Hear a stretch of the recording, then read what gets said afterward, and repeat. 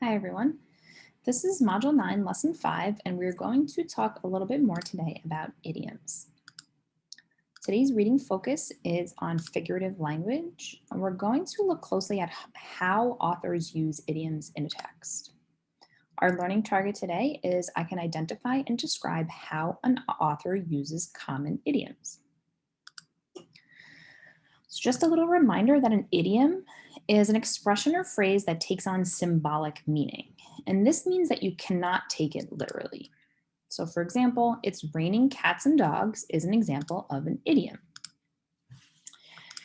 It doesn't literally mean that cats and dogs are indeed falling from the sky, but it just means that it's raining heavier than usual.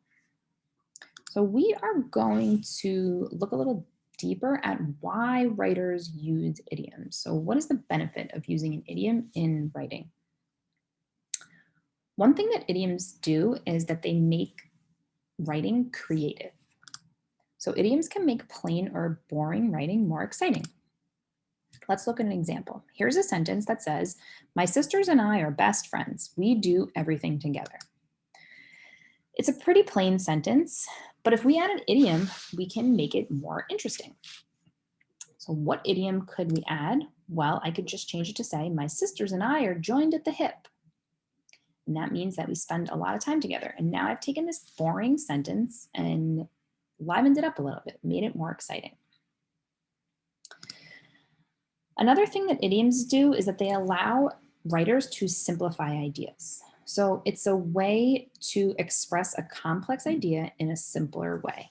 Let's see what exactly that means. So for example, if somebody asked you to describe the similarities between summertime and airplanes, you would probably say to yourself, well, that's not really possible because summertime and airplanes are very different and they have different traits, so I can't compare them.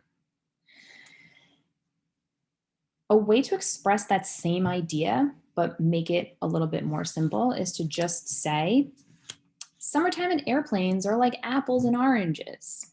Like apples and oranges is an idiom, and it means that two things are very different because apples and oranges are, in fact, very different.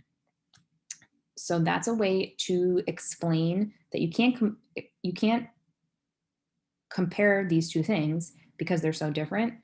You could just shorten it by using an idiom. Another thing that idioms do in writing is that they allow the author to give characters in a story personality by describing them with an idiom. So let's look at an example. Here's a sentence that says, "My cousin reads so many books. Every time I visit him, he has finished a new one." So when I read the sentence, there's definitely some information there, and I understand that this person's cousin reads a lot of books. But based on the sentence alone, I can't really picture the author's cousin in my head. So if I changed it to, "My cousin really loves to read. He is such a bookworm." Now I can sort of visualize this person's cousin sitting reading book after book after book. And maybe I even picture him with glasses on. He's probably not a worm because that's not realistic. But it's a way to give this character a little bit more of a personality. We're going to look at how the author actually uses idioms in the story that you're reading. So I'm going to start, follow along with me. Now, Luz's friend says to her, "That's nuts. You know, there are supermarkets, Luz." "Yeah, but the idea is, I thought it would be nice to, like, we need to learn to," and then the friend says, "A farm in the city? A tractor wouldn't even fit on this lot." And then Luz walks away, and the other friend turns and says, "It's crazy, right?" So the first speech bubble in this page actually has an idiom in it, and it says, "That is nuts." The idiom "that is nuts" means something that is crazy, foolish, or strange.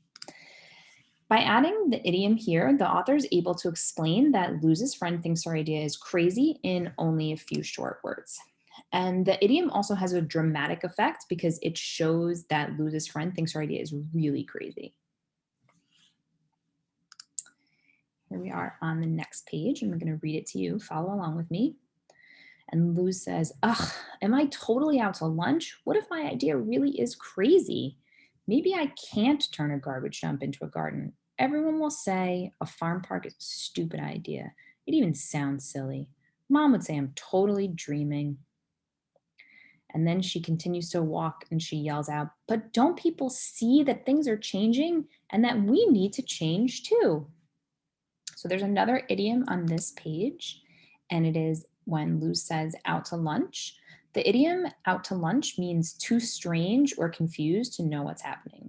So she's asking herself, am I too confused, or is this idea too strange to make sense or to know what's happening? In this example, the author uses the idiom to simplify the message. Instead of having Luz ask herself if she's too confused to know what's happening, she just wonders out loud if she is out to lunch. So the same point is made using less words. On your own today, you're going to see if you can use the clues in the text to figure out the meaning of the idioms on this page.